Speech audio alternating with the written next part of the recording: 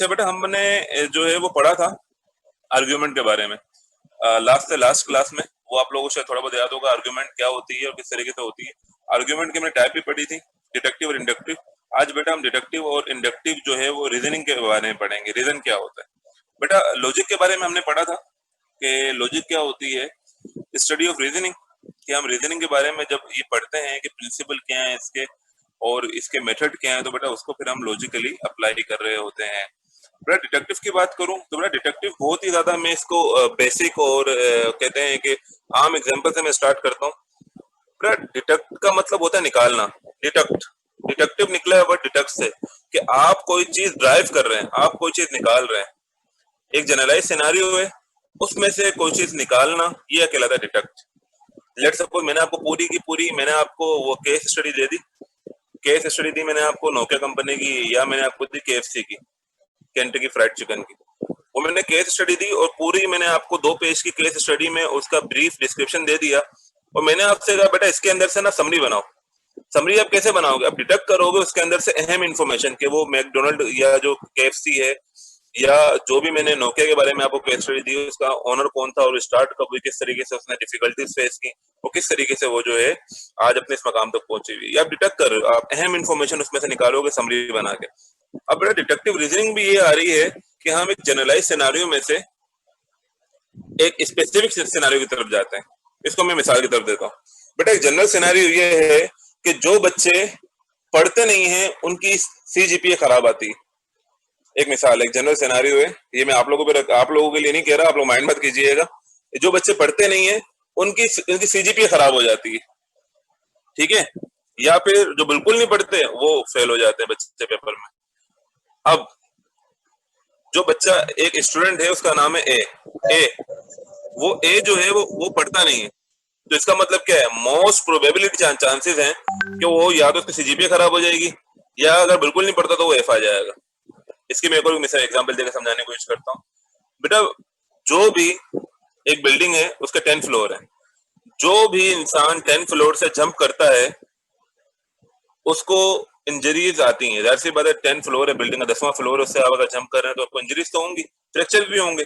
मे भी possible, might भी possible कि आपकी डेथ भी पॉसिबल हो सकती है 10 फ्लोर से जब आप जंप करेंगे। अल्लाह की जिंदगी देने वाली, लेकिन ये बात कंफर्म है कि इंजरीज होंगी। आपके पास जो है वो फ्रैक्चर वगैरह होंगे और आपके चोट लाजमी लगेगी आपको। अब अगर एक बच्चा है आमिर, उसने 10 फ्लोर से जंप की है, इसका क्या मतलब है, उसको भी इंजरीज आई होंगी, उसको भी चोट लगी होगी। अब एक और एग्जांपल लेते हैं हम इसकी, बहुत ही आसान सी। जो भी तेज यानी कि स्पीड, ओवर स्पीडिंग करता है, चाहे वो बाइक पे करता है या वो कार में करता है, जो भी इंसान ओवर स्पीडिंग करता है अक्सर उसके एक्सीडेंट हो जाते हैं। जो भी ओवर स्पीडिंग करेगा यानी कि जो भी एक्स्ट्रा स्पीड से गाड़ी चलाता है, 100, 110, 120, 150, 180 पे जो कार ड्राइव करता है उसका एक्सीडेंट हो जाता है। नॉर्मली एक्सीडेंट, क्योंकि ओवर स्पीड होती है तो ब्रेक लगाना मुश्किल होता है, कार को वो हैंडल नहीं कर पाता। अब एक इंसान है, उसका नाम है अली। अली हमेशा फास्ट कार चलाता है, बहुत ओवर स्पीडिंग करता है। इसका मतलब क्या है कि उसका भी एक्सीडेंट होना पॉसिबल है। आई होप बेटा कि डिटेक्टिव की जो मैंने जनरल एग्जांपल दी हैं ये आपको समझ आ रही होंगी कि अब एक थ्योरी है आपके पास, एक जनरल थ्योरी है, उस थ्योरी को आप पार्टिकुलर सिनेरियो में अप्लाई कर रहे होते हैं। एक और हम इसकी एग्जांपल लेकर समझाने की कोशिश करता हूँ मैं आपको, ताकि ये जो चीज है बेटा आपके दिमाग में ना बैठ जाए बिल्कुल ही आसानी से। मुझे पता है कि थोड़ा सा ये डिफिकल्ट लग रही होगी, लेकिन बहुत ही आसान है, को बस समझने, एग्जांपल को समझने की कोशिश करो।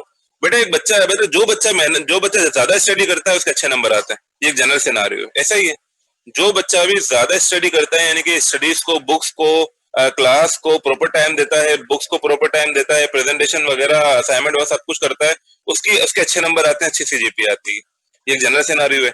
जनरल सिनेरियो क्यों मैंने कहा, क्योंकि इस सिनेरियो मैंने किसी का नाम नहीं लिया, किसी एक फर्द वाहिद की बात नहीं की। ये वो सिनेरियो है बेटा जो कोई भी बच्चा करेगा उसके अच्छे नंबर आ जाएंगे, चाहे वो नालायक बच्चा क्यों ना हो। एक बच्चा है जिसकी सीजीपीए जो है वो 1.5 चल रही है, 1.8 चल रही है, बहुत ही खराब सीजीपीए चल रही है, लेकिन उसने इस सेमेस्टर से पढ़ना शुरू कर दिया, प्रॉपर टाइम दे रहा है, क्लास में पहले पहुंच जाता है, क्लास के अंदर से लेट उठ के निकलता है, सर से सवाल पूछता है, असाइनमेंट प्रॉपर बनाता है, बुक्स को एक्स्ट्रा टाइम देता है, खेलना बंद कर दिया, ऑफिस के अंदर बुक्स को पढ़ना शुरू कर दिया। अब क्या लगता है आपको, उसकी सीजीपी इंप्रूवमेंट होगी या नहीं होगी? डेफिनेटली उसकी इंप्रूव होगी। क्योंकि सीजीपीए उसकी इंप्रूव लास्ट टाइम कम इसलिए बने क्योंकि पढ़ाई नहीं की, स्टडी नहीं की उसने, बुक्स के साथ इंसाफी नहीं की, बुक्स को टाइम नहीं दिया। अब वो बच्चा पढ़ाई करे, यानी कि जो बच्चा भी पढ़ाई करेगा उसकी सीजीपीए अच्छी बनेगी, ये बात कंफर्म है। वो बच्चे की सीजीपीए खराब नहीं बन सकती या वो बच्चा फेल नहीं हो सकता, अच्छी सीजीपीए बनेगी। अब एक बच्चा है, लेट सपोज आलियान। अब आलियान जो है वो प्रॉपर टाइम देते हैं बुक्स को, असाइनमेंट भी सेंड कर देते हैं, पीपीटी प्रेजेंटेशन ही बना लेते हैं, और वो प्रॉपर टाइम देते हैं बुक्स को, हमेशा टाइम देते हैं, कभी भी कोई टास्क दो उनको फौरन कर लेते हैं। तो क्या लगता है उनके नंबर अच्छे आएंगे बुरे आएंगे, उनकी सीजीपीए अच्छी आएगी बुरी आएगी? ये जनरल सिनारियो है, क्योंकि अच्छी आएगी। जो बच्चा प्रॉपर टाइम देता है उसके नंबर अच्छे आते हैं। अब अगर क्योंकि आलियान प्रॉपर टाइम दे रहे हैं बुक्स को, एक्स्ट्रा टाइम दे रहे हैं, तमाम काम कर रहे हैं, असाइनमेंट वगैरह तमाम के तमाम ड्यूटीज उन्हें फुलफिल कर रहे हैं, इट डेफिनेटली कि अगर वो पढ़ाई कर रहे हैं तो उनकी सीजीपीए अच्छी आएगी। लेकिन अगर एक बच्चा ऐसा है जो पढ़ाई नहीं कर रहा, कोई मतलब वो स्टडी को टाइम नहीं दे रहा, वो प्रेफर किसी वजह से भी दे नहीं पा रहा, मैं ये नहीं कह रहा हूँ कि इंटेंशनली वो कर रहा है या अनइंटेंशनली, वो किसी भी वजह, चाहे वो ऑफिस की वजह से या वो इलेक्ट्रिसिटी की वजह से या चाहे वो किसी भी वेदर की वजह से वो टाइम नहीं दे पा रहा, तो डेफिनेटली उसकी सीजीपीए थोड़ा सा इफेक्ट हो सकती है।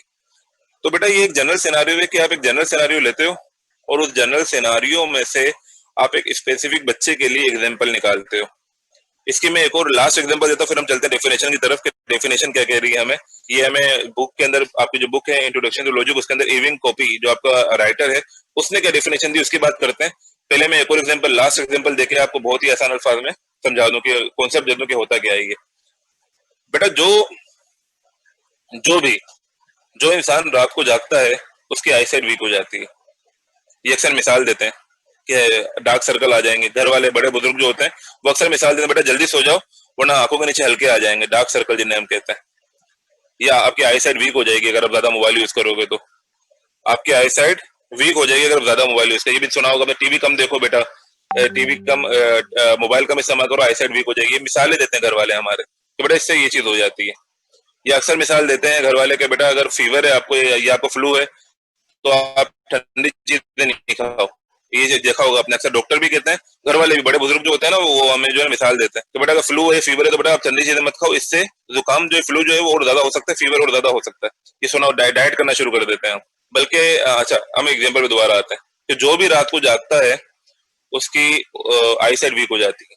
ये एक मिसाल है, ये बड़े बुजुर्ग देते हैं, एक जनरल सिनारियो थ्योरी है एक, कि जो बच्चा रात को जागेगा उसके डार्क सर्कल भी आ जाएंगे और आई साइड भी वीक हो जाएगी। अब एक बच्चा है उसका नाम है आमिर, आमिर रात को जागता है, तो इसका मतलब क्या हुआ, मोस्ट प्रोबेबिलिटी, ज्यादा चांसेस है कि जनरल सिनेरियो मैंने क्या बताया, जो रात को जागेगा उसके आंखों के नीचे डार्क सर्कल आ जाएंगे और उसके आईसाइट वीक होने के चांसेस हैं। इट मींस अगर आमिर रात को जागता है, इट मींस क्या लग रहा है कि उसके आंखों के नीचे डार्क सर्कल भी आ सकते हैं और आईसाइट भी वीक उसकी हो सकती है। आई होप बेटा ये मिसाल समझ में आ, डिटेक्टिव की समझ में आ गई होगी कि डिटेक्टिव है क्या चीज। अब हम पढ़ते हैं कि हमारे इरविंग कॉपी क्या कह रहे हैं इसके बारे में, उसको हम समझने की कोशिश करते हैं बेटा। बड़े कह रहे हैं कि it is a basic form of reasoning of valid reasoning. But valid reason क्या होता है? रीजन का मतलब होता है एक रिस्पॉन्स करना। मैंने आपसे पूछा बेटा क्लास में लेट क्यों आए, तो आपने मुझे बताया सर मैं ऑफिस में लेट हो गया था, या ट्रैफिक का मसला था, या बाइक या गाड़ी खराब हो गई थी, या फिर जो है मैं सो के लेट उठा था, या फिर घर में कोई काम आ गया था। बेटा रीजनिंग है। अच्छा रीजन तो बेटा मुख्तलिफ किस्म के होते हैं, इसकी दो टाइप बताता हूँ मैं आपको, वैलिड और इनवैलिड। वैलिड का मतलब क्या होता है? वैलिड का मतलब होता है बेटा कि जो ट्रू हो, सही हो। और इनवैलिड का मतलब क्या होता है? जो ट्रू ना हो, सही ना हो, फॉल्स हो। अब बेटा वैलिड रीजनिंग क्या होती है? वैलिड रीजनिंग वो होती है बेटा ऐसा जवाब जो आपको लग रहा हो कि हाँ बिल्कुल सही लग रहा है। जैसे मैंने आपको एग्जांपल दी कि जो भी टेरिस है, अगर 10 फ्लोर की बिल्डिंग है उसका टेरिस है, और जो भी उसकी छत से छलांग लगाएगा तो मोस्ट प्रोबेबिलिटी उसको चोट आएगी, यानी कि इंजरीज आने के चांसेस हैं। ये चीज है कि हमारे मेंटली हमें एक्सेप्ट हो रही है, आप लोगों को समझ में आ रही है चीज। अब अगर आमिर ने या अली ने या लियाकत ने या तलाल ने उस 10वें फ्लोर से छलांग लगाई जमीन की तरफ, तो मोस्ट प्रोबेबिलिटी है कि उसको इंजरीज आई होंगी, क्योंकि बेटा जो भी छलांग लगाता है 10वें फ्लोर से जमीन की तरफ तो उसको इंजरीज आती है। ये जनरल सिनेरियो है। अब होता क्या है बेटा कि यहाँ पे आपको जो कंक्लूजन नजर आ रहा है ना, कंक्लूजन जो हम लोग जो एंड में ड्राइव कर रहे हैं कि इस बच्चे के साथ भी, इस स्टूडेंट के साथ भी ऐसा होगा। जैसे मैंने आपको एग्जांपल दी कि जो बच्चे पढ़ाई करते हैं उनके नंबर अच्छे आते हैं। अब अगर ये बच्चा पढ़ाई कर रहा है तो क्या चांसेस है कि इसके नंबर भी अच्छे आएंगे? ये मेंटली लॉजिकली आपको सही लग रहा है क्योंकि वैलिड है ये। तो बेटा आपको जो डिडक्टिव रीजनिंग होती है ये आम तौर पे वैलिड होती है। डिडक्टिव रीजनिंग जो होती है आपकी, बेटा कोशिश क्या करें कि साथ में आप लोग नोटबुक और पेन लेके बैठे ताकि जो चीज एग्जाम्पल मैं आपको दे रहा हूँ लिख लें। कुछ एग्जाम्पल बेटा स्लाइड में होती है, पर क्योंकि मैं प्रिसाइज करता हूँ स्लाइड को, समराइज करता हूँ स्लाइड्स को कि ज्यादा लेंदी ना हो जाए, इसलिए बेटा मैं आपको जो भी हमारा कोर्स आउटलाइन जिसको समराइज कर चुके हैं, तो हर टॉपिक बेटा इंपॉर्टेंट है, तो इसको प्लीज बेटा लिख लिया करें एग्जाम्पल्स। अच्छा बेटा हम आते हैं रीजनिंग की तरफ। तो ट्रू होने का जो मकसद होता है बेटा वो ये मकसद होता है कि इसके जो सिनारियो होते हैं, जो थ्योरी होती है, जो बेसिक थ्योरी की बात करते हैं हम, वो थ्योरी इंडिकेट्स कर रही होती है कि कंक्लूजन सही निकलेगा। जैसे कि मैंने आपको एक एग्जांपल देकर समझाने की कोशिश की थी कि जो भी ओवर स्पीडिंग करता है, यानी कि बहुत ज्यादा तेज कार ड्राइव करता है या बहुत ज्यादा तेज बाइक चलाता है, जो भी आपने देखा होगा, जो आपका दोस्त बहुत ज्यादा तेज बाइक चलाता है, वन व्हीलिंग करता है, मोस्ट प्रोबेबिलिटी उसका एक्सीडेंट होता है या हुआ हुआ होता है लाइफ के अंदर। ऐसा नहीं है कि जो बहुत ज्यादा ओवर स्पीडिंग करता है उसका एक्सीडेंट कभी ना हुआ हो, छोटा मोटा एक्सीडेंट तो लाजमी हुआ हुआ होता है। अब बेटा होता क्या है, अब बेटा होता ये है कि आप ओवर स्पीडिंग करते हैं, लेट सपोज अल्लाह ना करे कभी ऐसा हो कि आप बहुत ज्यादा तेज कार ड्राइव करते हैं या बाइक बाइक को आप बहुत ज्यादा ओवर स्पीडिंग से चलाते हैं, तो मोस्ट प्रोबेबिलिटी कि आपको भी एक्सीडेंट का सामना करना पड़ सकता है, भले माइनर हो या मेजर हो, अल्लाह ना करे किसी का मेजर एक्सीडेंट हो या माइनर भी हो। अगर आप ओवर स्पीडिंग करेंगे तो मोस्ट प्रोबेबिलिटी आपको भी एक्सीडेंट का सामना करना पड़ सकता है। तो बेटा इसका मतलब क्या है, इसका जो कंक्लूजन निकला है ये क्या निकला, आपको क्या बता रहा है कि ये जो है बिल्कुल बिल्कुल सही है। ये क्या है, बिल्कुल सही है इसका कंक्लूजन। कंक्लूजन क्या होता है बेटा, इसका खुलासा जो एंड में आप ड्राइव कर रहे होते हैं। तो बेटा आपका जो डिडक्टिव रीजनिंग होती है ये लिख लेना बेटा कि इसके 99% चांस होते हैं कि ये सही कंक्लूजन प्रोवाइड करे। Next, general the theory to the specific statement to support the reasoning. General theory क्या होती है बेटा, जो रात को जागेगा आंखें कमजोर हो जाएंगी उसकी, या जो टीवी ज्यादा देखेगा उसकी उसकी आंखें कमजोर हो जाएंगी, या जो खाना नहीं खाएगा वो कमजोर हो जाएगा। ये जनरल स्टेटमेंट है। इट्स अ कंपल्सरी कि जो खाना नहीं खा रहा, जो अपने अंदर विटामिन या मिनरल्स की कमी कर रहा है, जो बिल्कुल ही आपने कहा मैं डाइटिंग करूंगा, मैं कुछ नहीं खाऊंगा, पानी भी नहीं पी रहे आप, तो जहर आप कमजोर हो जाओगे। डाइटिंग नहीं है, वीकनेस आ जाएगी आप में, 2-3 दिन में ही आपको हो सकता है कि आप में बिल्कुल ही एनर्जी खत्म हो जाए। तो बेटे जनरल स्टेटमेंट है। अब अगर आपको एक दोस्त है तलाल, उसने भी खाना खाना छोड़ दिया, अब क्या होगा, मोस्ट प्रोबेबिलिटी 99% ऐसा है, 99 के 100% आप कह लो कि भाई वो भी 2-3 दिन के बाद चल फिर नहीं पाएगा, खाना ही नहीं खा रहा, वो पानी नहीं पी रहा, कुछ भी नहीं खा रहा वो। तो ये क्या है, आपका जनरल स्टेटमेंट पहले आया, पर समझिएगा पॉइंट नंबर 2 को कि जनरल थ्योरी, जनरल थ्योरी की बात की जो खाना नहीं खाएगा वो कमजोर हो जाएगा। अब आगे क्या बात की जा रही है, टू स्पेसिफिक स्टेटमेंट। स्पेसिफिक क्या है, तलाल की बात की मैंने। जनरल थ्योरी क्या है, जो भी खाना नहीं खाएगा वो कमजोर हो जाएगा। टू स्पेसिफिक का मतलब क्या है, तलाल भी खाना नहीं खा रहा तो हो सकता है वो भी भाई कमजोर हो जाए। हो सकता है मतलब हो सकते में चांसेस कितने हैं, प्रोबेबिलिटी कितनी, 99% प्रोबेबिलिटी आ रही है टू सपोर्ट रीजनिंग, रीजनिंग को सपोर्ट करने के लिए। थर्ड पॉइंट बेटा, scientific method use deductive reasoning to test hypothesis. But बेटा जो साइंटिफिक मेथड है आपका, जो आप यूज करते हैं साइंटिफिक मेथड, वो बेटा उसके अंदर भी आप डिडक्टिव अप्रोच या डिडक्टिव रीजनिंग को यूज करते हैं कि ये थ्योरी है हमारी और इस थ्योरी के थ्रू हमने ये ड्राइव किया है, इस तरीके से हमने ड्राइव किया है। लेट्स सपोज बेटा आप थीसिस वगैरह बनाएंगे, उसमें भी आपके डिडक्टिव और इंडक्टिव रीजनिंग आएगी, और इंडक्टिव और डिडक्टिव आपके जो है वो अप्रोच थीसिस आते हैं। उसके बारे में बेटा मैं एग्जांपल देता हूँ कि आमतौर पे बेटा जब ईद आने वाली होती है तो लोग शॉपिंग करते हैं, ऐसा ही है, आमतौर पर जब भी ईद आती है तो लोग शॉपिंग करते हैं। और जब ईद ईद होती है, आमतौर पर छोटी ईद जो हमारी ईद उल फितर होती है, तो जो ईदी मिलती है बच्चों को, टीनेजर को, तो वो खर्च भी करते हैं। खर्च क्या करते हैं, फास्ट फूड रेस्टोरेंट वगैरह में जाके। जनरल थ्योरी की बात मैं कर रहा हूँ कि जब भी ईद आती है तो लोग शॉपिंग करते हैं, ये करवाते हैं अपनी फैमिली को, बच्चों को, वाइफ को, फैमिली को शॉपिंग करवाते हैं या करते हैं। अब क्योंकि ईद आने वाली है, मेरा ख्याल है सैटरडे की ईद है और फ्राइडे का हज है मेरा ख्याल है, तो क्या होगा कि दोबारा लोग शॉपिंग कर रहे होंगे। और क्योंकि ईद आने वाली है तो आपका एक दोस्त है या आपके कजन है या आपके भाई है, वो भी शॉपिंग करें, क्योंकि ईद आती है तो सब लोग शॉपिंग कर रहे होते हैं। तो बेटा जनरलाइज सिनेरियो से स्पेसिफिक पे आने के जो क्राइटेरिया, उसको हम कहते हैं डिडक्टिव रीजनिंग। थर्ड बेटा कह रहा है we hold a theory and base on it we make prediction. बेटा हमारे पास एक थ्योरी होती है, उस थ्योरी की बिना पे हम प्रिडिक्शन दे रहे होते हैं। प्रिडिक्शन क्या होती है बेटा, बेटा प्रिडिक्शन होती है फ्यूचर, फ्यूचर के बारे में आपको स्टेटमेंट देते हैं। लेट सपोज बेटा एक कुलीग है मेरे जो बहुत ज्यादा हार्ड वर्कर है, बहुत ज्यादा मेहनती है, बहुत ज्यादा मेहनती है। वो ऑफिस में बेटा 9 to 5 की जॉब है उनकी, वो बैंक के अंदर है, सीनियर मैनेजर है, लेकिन बेटा 9 to 5 की जॉब तो है, लेकिन कभी कभी भी 5 बजे ऑफिस से नहीं निकले, वो हमेशा 7-8 बजे निकलते हैं, एक्स्ट्रा काम कर रहे होते हैं। इवन कि वो आज का काम खत्म करे, कल का परसों का भी काम करके आ रहे होते हैं, ताकि उनको किसी भी परेशानी का सामना ना करना पड़े। तो बेटा वो हार्ड वर्कर है, उनको अप्रिशिएट किया जाता है ऑफिस के अंदर भी, और वो फैमिली लाइफ भी अच्छी मैनेज करते हैं, फ्रेंड लाइफ भी अच्छी मैनेज करते हैं। तो क्या लगता है बेटा आने वाले 5 साल बाद क्या होगा कि इनका मतलब जो इनका जो ग्राफ है सक्सेस का या प्रमोशन का, इंक्रीमेंट का, वो अपवर्ड जाएगा, डाउनवर्ड जाएगा? डेफिनेटली अपवर्ड जाएगा। अगर हार्ड वर्कर हैं, ऑफिस में टाइम दे रहे हैं, फैमिली को टाइम दे रहे हैं, तो सब चीजों को मैनेज कर रहे हैं, तो डेफिनेटली आने वाले 5 साल में, 10 साल में तरक्की मजीद करेंगे। अब क्या हुआ बेटा, हमने हमने एक थ्योरी रखी। थ्योरी कहती है जो हार्ड वर्कर है, जो मेहनत करेगा, वो तरक्की करेगा। ये थ्योरी बचपन से हम सुनते हुए आ रहे हैं, आपने भी सुनी होगी, मैंने भी सुनी है कि जो हार्ड वर्क करता है, जो अपनी एफर्ट 100% पुट करता है, वो तरक्की करता है हर काम में। चाहे वो आपकी स्टडी हो, चाहे वो आपकी जॉब हो, चाहे वो आपका बिजनेस हो, चाहे वो आपकी पर्सनल लाइफ हो, चाहे वो आपकी फैमिली लाइफ हो, चाहे वो आपकी फ्रेंड लाइफ, जो अपना 100% पुट करेगा वो सक्सेस हासिल कर रहा होता है। अगर आपकी जॉब है, आपका बिजनेस है, आप 100% पुट करते हैं, डेली टाइम पे जाते हैं, अपना जो है दुकान ओपन करते हैं, डेली टाइम से दुकान बंद करते हैं, प्रॉपर टाइम देते हैं, कस्टमर से तरीके से जो एसओपीज है उसको फॉलो कर रहे होते हैं, तमाम के तमाम रूल्स रेगुलेशन को फॉलो कर रहे हैं, डेफिनेटली आपकी दुकान या आपका जो बिजनेस है वो तरक्की करेगा, डेफिनेटली। तो बेटा ये हमने जनरल थ्योरी रखी कि जो हार्ड वर्कर तरक्की करेगा, और स्पेसिफिक बात की, जो मेरे कुलीग हैं, दिशान नाम है, लेट सपोज उनका, अब वो हार्ड वर्कर है, देन डेफिनेटली वो तरक्की करेंगे। अब इसकी मैंने एग्जांपल कुछ बता रहा, बहुत ही आसान एग्जांपल मैंने जो है ना मेंशन की है। जो लंबी एग्जांपल थी, मेरी कोशिश थी कि मैं आपको वर्बली जो इस तरीके से जो है मैं आपको एक्सप्लेन करूं। अब मैंने जो है ना एक आपको आसान से जो है वो डेफिनेशन रखी है यहाँ पे। Let suppose A is equal to B and B is equal to C. अब देखो बेटा, आपने मैथ में पढ़ा होगा बचपन में, 3, 4, 5 क्लास में सवाल करवाए जाते हैं कि ए बी के बराबर है एंड बी सी के बराबर है। सो कंक्लूजन क्या निकला कि ए सी के बराबर है। Getting my point? कि पहले हमने थ्योरी रखी, थ्योरी क्या थी हमारी, ए बी के बराबर है और बी सी के बराबर है, थ्योरी थी। ये क्या था, स्टेटमेंट 1 ए बी के बराबर है, स्टेटमेंट 2 बी सी के बराबर है। एंड में दियर इज, कंक्लूजन क्या निकला, कंक्लूजन क्या होता, खुलासा, मेन ड्राइव क्या हुआ। याद है आर्गुमेंट के बारे में मैंने बताया था आपको, रीजनिंग के बारे में, उसका मेन मोटिव क्या होता है, कंक्लूजन निकालना, रीजन निकालना।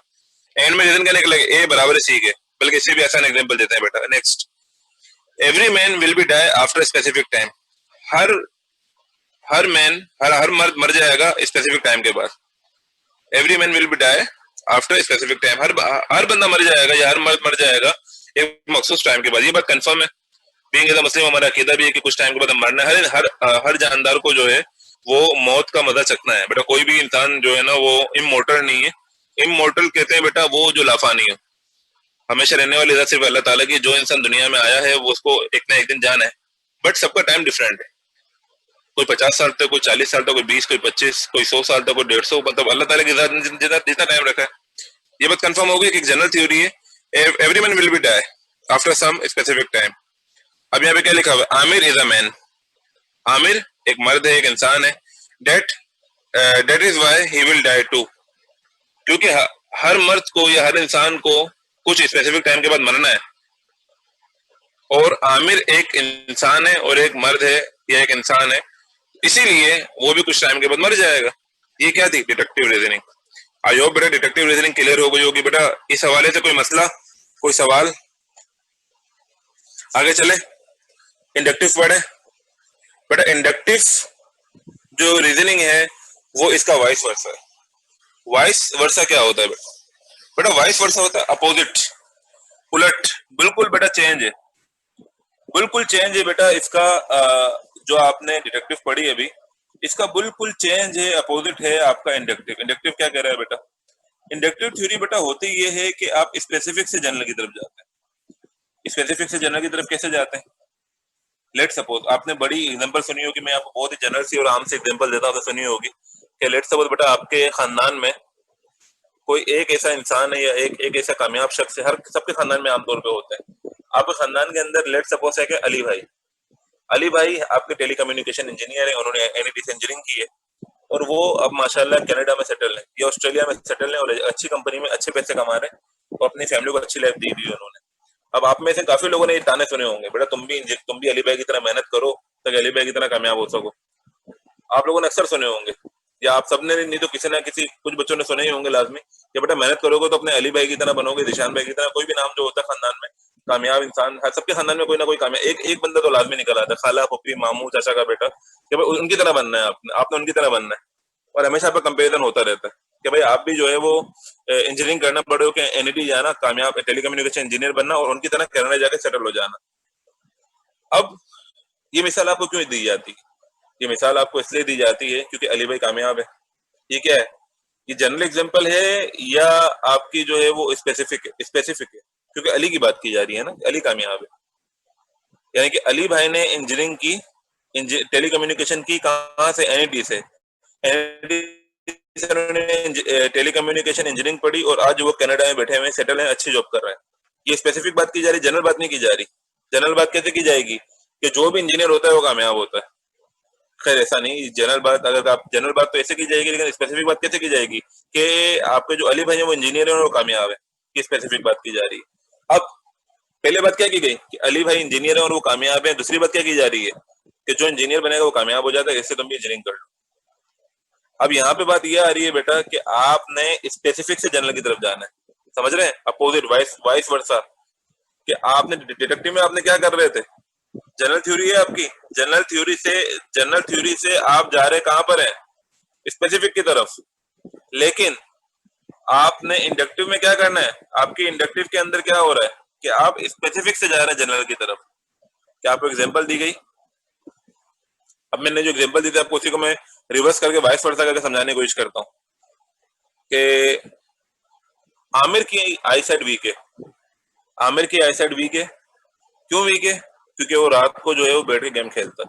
लेट सपोज एक दोस्त है आपका आमिर, उसकी आई साइड वीक है क्योंकि वो रात को गेम खेलता है। अब आप भी रात को गेम खेल रहे हो, तो इसका क्या मतलब आपकी आई साइड भी वीक हो जाएगी? ऐसा कंपलसरी तो नहीं है कि आपकी आई साइड भी वीक हो जाए। तो बेटा ये हो आपका कह रहा है इंडक्टिव, कि आप एक स्पेसिफिक पर्सन की एग्जांपल लेके जनरलाइज थ्योरी को ड्राइव करने की कोशिश कर रहे होते हो। इसको बेटा समझते कि एल्विन कॉपी क्या कह रहे हैं इस बारे में। It is opposite of deductive reasoning, बिल्कुल ये अपोजिट है, क्योंकि डिडक्टिव में क्या होता है? डिडक्टिव बेटा हम करो जनरल थ्योरी टू स्पेसिफिक, लेकिन यहाँ पे हम क्या कर रहे हैं? Specific to general. अच्छा, नेक्स्ट पॉइंट हमें कह रहा है specific to, it is opposite of deductive reasoning. Second point कह रहा है specific to general theory make many observation, कि आप स्पेसिफिक होते हैं जनरल थ्योरी को और मेनी ऑब्जर्वेशन कर रहे होते हैं, एक से ज्यादा ऑब्जर्वेशन कर रहे होते हैं। Inductive reasoning based on observation while deductive based on theory. आपके जो थर्ड पॉइंट क्या कह रहे हैं? इंडक्टिव रीजन जो होता है बेटा आपका वो बेस करता है ऑब्जर्वेशन पे। आप ऑब्जर्वेशन क्या कर रहे होते हैं? आपने एक पर्टिकुलर बंदे की ऑब्जर्वेशन की, अली भाई इंजीनियर है और वो कनाडा में सेटल है। ये आपकी ऑब्जर्वेशन है कि वो सेटल है। क्या पता कनाडा के अंदर वो क्या जॉब कर रहे हो, आपको तो नहीं पता कितने मुश्किल से सर्वाइव कर रहे हो, अपना मुल्क छोड़ के वहां गए तो किस तरीके से लाइफ चल रही है, लेकिन आपको लग रहा है कि पैसे अच्छे कमा रहे हैं तो वो कामयाब आदमी है। तो ऑब्जर्वेशन में डिपेंड करता है। लेकिन आपकी जो डिटेक्टिव होती है वो किस पे डिपेंड करती है? वो डिपेंड करती है बेटा आपकी थ्योरी पे। थ्योरी और ऑब्जर्वेशन अलग अलग चीजें होती हैं। बेटा आगे चलते हैं। Fourth point, it allows for the conclusion to be false. आपकी इंडक्टिव अप्रोच जो है बेटा वो अलाउ करती है कि जो आपका कंक्लूजन हो वो गलत हो सकता है, लेकिन जैसा कि मैंने आपको बताया कि आपके डिटेक्टिव अप्रोच के अंदर 99.9% जो है आपके कंक्लूजन के सही होने के चांसेस होते हैं, क्योंकि जो प्रीमिसेस होते हैं वो आपके सही होते हैं। स्टेटमेंट आपके तकरीबन जो है वो 99% सही होते हैं डिटेक्टिव के अंदर। लेकिन क्योंकि इंडक्टिव के अंदर आप स्पेसिफिक एक पार्टिकुलर बंदे से या पार्टिकुलर चीज से आप जनरल थ्योरी निकाल रहे होते हैं, तो पार्टिकुलर चीज की बात की जा रही है, उसको जब जनरल में पुट करते हैं तो हो सकता है डिफिकल्टीज आ जाए। लेट सपोज एक बच्चा है जिशान, उसने कारोबार किया कपड़े का और वो कामयाब हो गया, आज उसकी टेक्सटाइल इंडस्ट्री। या बल्कि मैं छोटी सी एग्जांपल देता हूँ आपको कारोबार बिजनेस से रिलेवेंट। बट आरिफ हबीब का नाम सुना होगा आप लोगों ने। आरिफ हबीब साहब, हबीब बैंक के मालिक। बेटा आरिफ हबीब साहब का नाम सुना होगा आपने। आरिफ हबीब साहब कौन थे? बेटा आपके हबीब बैंक के मालिक। आपका जो हबीब बैंक है उसके जो ओनर हैं वो बेटा आरिफ हबीब साहब थे। अच्छा, अब उन्होंने स्टार्ट किया था बैंक, और बैंक आपका जो है हबीब बैंक लिमिटेड आज कहाँ पर है ये आप, मुझे लगता है आपको बताने की जरूरत नहीं, बहुत ही बड़ा बैंक है एचबीएल। बेटा क्या ये कंपलसरी है कि आप भी बैंक खोलने तो कामयाब हो? इट डजंट कंपलसरी कि आप भी बैंक स्टार्ट करें तो वो आरिफ हबीब साहब की एचबीएल की तरह कामयाब हो जाए। उसकी वजह क्या है, स्किल्स डिफरेंस हो सकती हैं। खैर मैं उससे रीजन में नहीं जाना चाह रहा कि क्यों गलत सही होता है, मैं खाली इस वक्त रीजनिंग बताने की कोशिश कर रहा हूँ बेटा। बट आई होप के समझ में आ रहा होगा कि अगर पार्टिकुलर स्पेसिफिक बंदे की हम बात कर रहे हैं और उसको हम जनरलाइज थ्री में पुट करेंगे, जनरलाइज ऑब्जर्वेशन में पुट करेंगे, तो बेटा लाजमी नहीं है कि वो सही हो। लेट्स सपोज बेटा आपके कजन है, उन्होंने कारोबार किया मोबाइल्स का या शोरूम खोला उन्होंने कार्स का। अब उन्होंने कार्स का शोरूम खोला और वो कामयाब हो गए। कामयाब से हमारा अच्छे पैसे कमाना शुरू हो गया। आजकल हमारे माशरे में उसी को कामयाब कहते हैं जो अच्छे पैसे कमाते हैं। इट डजंट मीन कि आप भी शोरूम खोले तो आप कामयाब हो जाएंगे। इसीलिए बेटा हम कहते हैं कि आपकी जो स्पेसिफिक ऑब्जर्वेशन होती है ना, वो आमतौर पे रॉन्ग हो सकती हैं। इसलिए बेटा इसका जो 4 पॉइंट है वो कह रहा है it allows for the conclusion to be false. एक कंक्लूजन जो है वह गलत हो सकता है। अच्छा बेटा इसकी एग्जांपल है, फॉर इंस्टेंस एग्जांपल लेते हैं इसकी। Asim is a grandfather. Asim एक ग्रैंडफादर है एंड आसिम इज बेल्ट। बेटा बेल्ट कहते हैं जो थोड़े से जिनके बाल लाइट होते हैं, कम बाल नहीं होते, जिनके जिनको आप कह सकते हैं जो गंजे टाइप जो होता है। Therefore all the grandfather are bald. Asim अगर ऐसे में एक दादा है, ग्रैंडफादर है, और वो थोड़े से गंजे हैं, उनके बाल कम है। समझ रहे हो कि वो दादा है, ग्रैंडफादर है, और उनके जो है ना हेयर कम है, सर पे बाल थोड़े से कम है, थोड़े से गंजे हैं। Therefore all the grandfather are bald. तो इससे उन्होंने ऑब्जर्व क्या किया, क्योंकि आसिम एक दादा है और उनके बाल कम है, तो इसका मतलब ये जितने भी दादा होते हैं दुनिया में उन सबके बाल कम होते हैं, ऐसा नहीं है। लाजमी नहीं है ऐसा कि आमतौर पे होता है ऐसे कि बाल कम होते हैं, लेकिन इट डजंट मीन कि सभी के सबके दादाओं के बाल कम हो। कुछ के दादाओं के हो सकता है बाल पूरे भी हो, मेरे दादा के बाल पूरे थे। तो बेटा इसका मतलब क्या है कि आपके जो स्टेटमेंट है वो सही हो सकते हैं, लेकिन आपको जो लास्ट रीजन है, कंक्लूजन है, वो गलत हो सकता है। स्टेटमेंट सही कैसे हो सकता है? आसिम इज द ग्रैंडफादर, ठीक है भाई, आसिम ग्रैंडफादर है, दादा है, जो भी है, ठीक है, ये बात सही हो सकती है और है भी हो सकता है। एंड आसिम इज बेल्ट, चलो आसिम गंजे हैं या आसिम के बाल का में नजर आ रहे हैं, ये दो बातें सही हैं। लेकिन जो इसका रिजल्ट है, कंक्लूजन जो है वो क्या है? There therefore all the grandfather are bald. जितने भी ग्रैंडफादर हैं सबके सबके जो बाल कम होंगे, लेकिन इसका कंक्लूजन सही नहीं है, वो फॉल्स हो सकता है। 4 पॉइंट याद आ गया होगा, it allows for the conclusion to be false. Second example बेटा इसकी दी जा रही है। Asif always come late in the class because he is doing job. Asif हमेशा क्लास में लेट आता है क्योंकि जॉब कर रहा है। लेट सपोज हमारी क्लास में एक बच्चा है आसिफ, वो क्लास में हमेशा लेट आता है क्योंकि उसने मुझे बताया वैसे मैं जॉब कर रहा हूँ और मैं टाइम पे नहीं आ सकता। लेट सपोज एग्जांपल ले लीजिए, ये स्टेटमेंट सही हो सकता है। अब Asif always come late in the class, ये स्टेटमेंट सही है क्योंकि आसिफ हमेशा लेट आता है। बिकॉज क्यों क्यों लेट आता है, आगे ये भी लिखा ही इज डूइंग अ जॉब। ठीक है, दोनों दोनों बातें समझ आ रही हैं। आसिफ क्लास में लेट आता है, ठीक है, नजर आ रहा है लेट आता है। ही इज डूइंग अ जॉब क्योंकि उसने मुझे दिखाया हुआ कार्ड वगैरह, आसिफ जॉब भी कर रहा है। दोनों बातें सही हैं और हो सकती हैं, ये लॉजिकली में सही लग रही है। लेकिन जो इसका कंक्लूजन है वो गलत हो सकता है। क्या गलत हो सकता है? Therefore whoever comes late in the class definitely doing a job। अब इसका कंक्लूजन क्या निकला कि जो भी क्लास में लेट आएगा तो डेफिनेटली वो जॉब कर रहा होगा। ऐसा नहीं है, लाजमी नहीं है कि अगर आसिफ जॉब कर रहे हैं, आसिफ हमेशा लेट आते हैं और वो जॉब क्योंकि वो जॉब कर रहे हैं, इट डजंट मीन क्लास में जो भी आएगा लेट आएगा क्लास के अंदर वो जॉब कर रहा होगा। क्या पता वो अपने किसी रीजन की वजह से लेट आ रहा हो, वो जो है अपने ट्रैफिक की वजह से लेट आ रहा हो, वो जो है अपने किसी पर्सनल इशू की वजह से लेट आ रहा हो, तो ये भी रीजन हो सकता है। इंडक्टिव बेटा आई होप क्लियर हो गई होगी कि आपकी इंडक्टिव अप्रोच वो होती है जो आपकी एक स्पेसिफिक सब जनरल की तरफ जाता है, जबकि आपकी डिटेक्टिव क्या होती है कि आप जनरल से स्पेसिफिक की तरफ आते हैं। बेटा हम आगे चलते हैं। आगे बेटा हमारा जो आज टॉपिक है वो है फॉलेसी। फॉलेसी क्या होती है? बेटा जब भी हम रीजन दे रहे होते हैं, बट अब तक हमने बात की अप्रोच की। अप्रोच क्या होती है बेटा? अप्रोच बेटा आपकी इंडक्टिव भी होती है डिडक्टिव भी होती है। जो हमने बात की इंडक्टिव रीजनिंग की हमने बात की बेटा, और डिडक्टिव रीजनिंग की बात की बेटा अप्रोच है। ठीक है, इंडक्टिव भी एक अप्रोच है, डिडक्टिव भी एक अप्रोच है। जैसे बात की मैंने डिडक्टिव में क्या होगा, जनरल थ्योरी से स्पेसिफिक, और इंडक्टिव में क्या क्या होगा, स्पेसिफिक से जनरल की तरफ जाएंगे। लेकिन फालासी क्या होती है, अब इसको समझने की कोशिश करना है। क्या कह रहे हैं भाई आपके Irving Copi? Errors in reasoning और false assumption defect in reasoning. पर जब भी आप रीजनिंग दे रहे होते हैं ना, किसी भी किस्म की रीजनिंग दे रहे होते हैं, चाहे वो इंडक्टिव हो चाहे डिडक्टिव, उसमें बेटा जो गलत रीजन होते हैं उनको बेटा हम कहते हैं फॉलोसी। रॉन्ग रीजन या गलत रीजन उसको हम फॉलोसी कहते हैं। अच्छा बेटा fallacy is the use of the invalid faulty reasoning in the construction of argument. जब भी आप आर्गुमेंट कर रहे होते हैं उसके अंदर जब आप कोई स्टेटमेंट देते हैं, अगर वो गलत होता है, गलत रीजन होता है, तो बेटा वो फॉलोसी कहलाता है। कोई भी गलत रीजन आप देते हैं, लेट सपोज आप एक दोस्त से आप एक आर्गुमेंट कर रहे हैं कि चलो यार हम एक काम करते हैं, हम चलते हैं पिकनिक के ऊपर।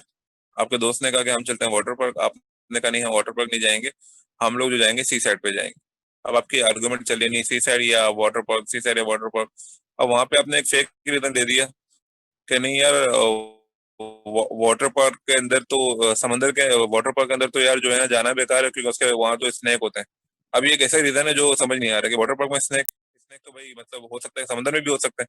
तो बेटा एक ऐसा रीजन दे देना ड्यूरिंग आर्ग्यूमेंट जो बिल्कुल ही इनवैलिड हो, या इरेलीवेंट हो, डिफेक्टेड हो, या उसमें एरर नजर आ रहे हो। अब नेक्स्ट कह रहा है बेटा, फॉरेसी में बी इंटेंशनली और इट में B unintentionally. If a person is giving error free reason, maybe he has intention to do that. But जो irrelevant reason होते हैं ना ड्यूरिंग आर्ग्यूमेंट, आपने irrelevant reason दे दिया, तो बेटा उसकी दो वजह हो सकती हैं। एक तो होता है इंटेंशनल, कि आपने इंटेंशन के साथ दिया है कि हाँ यार मेरी ख्वाहिश थी कि मैं गलत रीजन दूं, वो जो है उसकी आर्ग्यूमेंट को लंबा करूं, बिला वजह की आर्ग्यूमेंट को मैं डिटेल में लेके जाऊं। क्या होती है अनइंटेंशनल, बेटा एक आपने चाहते नहीं थे आप गलत रीजन देना, लेकिन आपसे गलती से दे दिए। ये दोनों किस्म से आप एरर, जब भी आप किसी को रीजन देते हैं तो रीजन बेटा दो वजह से गलत हो सकते हैं। या तो आपने प्लान किया हुआ था कि मैं गलत रीजन दूंगा, लेट सपोज आप क्लास में लेट आए। अब एक चीज आपने प्लान की हुई है कि मैं क्लास में लेट जाऊंगा और सर को बोलूंगा सर मैं तो मेरी बाइक पंचर हो गई थी, फ्यूल खत्म हो गया था, ट्रैफिक मिल गई थी। ये रीजन आमतौर पे बच्चे माइंड में रखते हैं कि यार मुझे ये रीजन देना है। अब जब मुझसे बच्चे ने कहा कि सर मैं मुझे ट्रैफिक मिली थी इसलिए मैं क्लास में लेट आया, अब दो रीजन है, या तो उसने प्लान करके आया था या वाकई लेट आया है वो। दो रीजन हो सकते हैं। इसी तरह बेटा जब आपका रीजन होता है उसको रीजनिंग की दो वजह होती हैं, या तो वो इंटेंशन होती है कि इसकी इंटेंशनली उसने किया है, या होता है जो आपको डिफाइन कर रहा है, ये रेफर कर रहा है बेटा आपको ऐसे एरर को जब रीजनिंग यानी जवाब देते वक्त आप एरर जो करते हैं बेटा उनको ये डिफाइन कर रहा है पॉलिसी। जो आप रीजनिंग देते वक्त आप जो है वो डिफेक्टेड या फॉल्स अजम्पशन करते हैं, एरर रीजनिंग दे रहे होते हैं। बेटा अगर मैं आगे बात करूं कि आपकी पॉलिसी की मैंने जो बेटा जो है मजीद एग्जांपल नंबर 2 देने की कोशिश की है ताकि आपको पॉलिसी मजीद बेहतर तरीके से समझ आ सके। ये क्या कह रहा है बेटा, बेटा ये कह रहा है हमें rain is wet. Rain is wet समझते हैं, बारिश हमेशा गीली होती है, जो है हमारी गीली कर देती है। बारिश हमेशा जो होती है वो भिगो देती है, आपको वेट कर देती है। सेकंड क्या कह रहा है, what is wet can not be dry. जो भी गीला होता है वो खुश्क नहीं हो सकता। बेटा यहाँ इस स्टेटमेंट के अंदर हो सकता है जो राइटर आपको बताना चाह रहा है कि जो गीला है वो सूख नहीं सकता, वो समंदर से मुराद दे रहा हो आपको कि भाई समंदर गीला है और समंदर सूख नहीं सकता, तो समंदर बहुत बड़ी मिकदार में पानी है वहां। लेकिन आपने इससे कंक्लूजन क्या निकाला, रीजन क्या निकाला, गलत निकाला। क्या रीजन निकाला उसको पढ़ते हैं बेटा। Therefore rain can not be dry, कि बारिश कभी भी खुश्क नहीं हो सकती। क्यों नहीं हो सकती, क्योंकि उसने स्टेटमेंट को कनेक्ट किया है। कनेक्ट कैसे किया है बेटा, स्टेटमेंट नंबर 1 समझना, B1 रेन इज वेट। उसने बताया स्टेटमेंट में कि रेन क्या करती है, भिगो देती है, गीला कर देती है। जब भी बारिश होती है वो आपको गीला कर देती है, वेट कर देती है। सेकंड स्टेटमेंट क्या दे रहा है, what is wet can not be dry. मतलब ये अलग स्टेटमेंट हो सकता है, मतलब कैन नॉट बी ड्राई से मुराद क्या है, ये भी हो सकता है कि जो पानी वो समंदर से मुराद दे रहा हो आपको, तो जो गीला होता है वो कभी सूख नहीं सकता। लेकिन उससे आपने क्या किया, आपने जो कंक्लूजन निकाला वो आपने गलत निकाल लिया। क्या निकाला कि therefore rain can not be dry.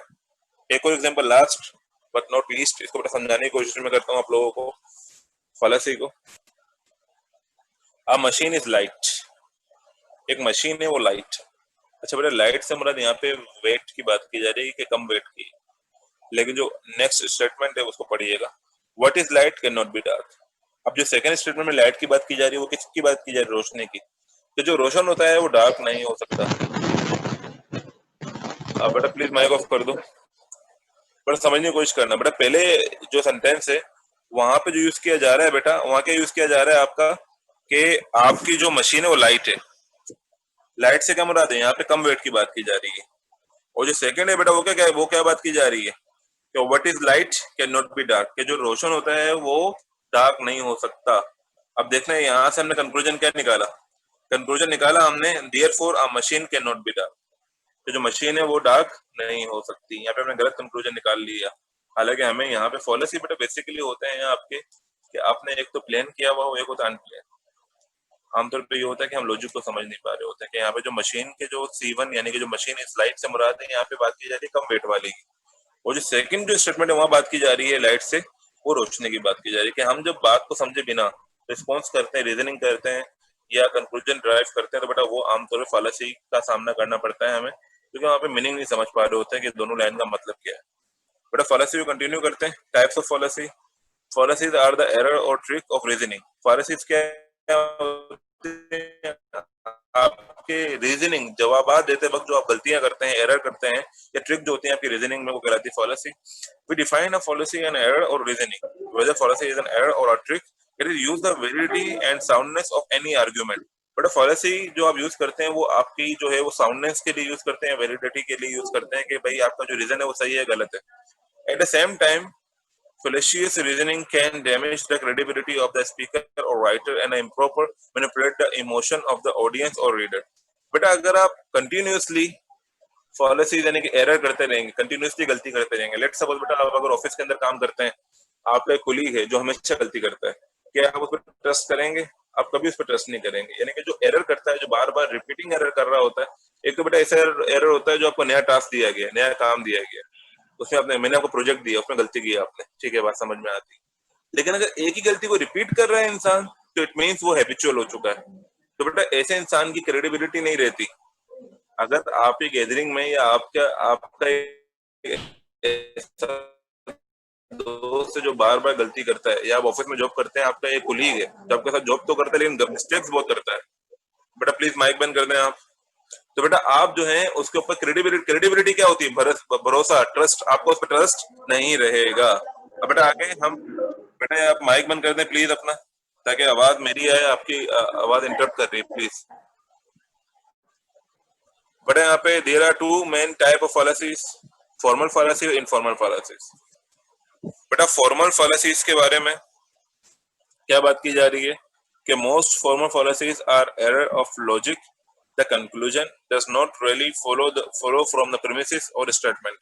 ये ज्यादा जो हमारी पॉलिसीज होती हैं, जो फॉर्मल पॉलिसीज होती हैं, वो बेटा एरर होती है हमारी लॉजिक का, कि हमारी लॉजिक के अंदर क्या एरर आ रहा है, वो उस एरर को डिफाइन कर रही होती है। खैर बार मुझे लग रहा है कि हमारा जो टाइम है वो तकरीबन होने वाला है, तो मैं एक काम करता हूँ बेटा, ये पॉलिसी तक लगता हूँ आपको,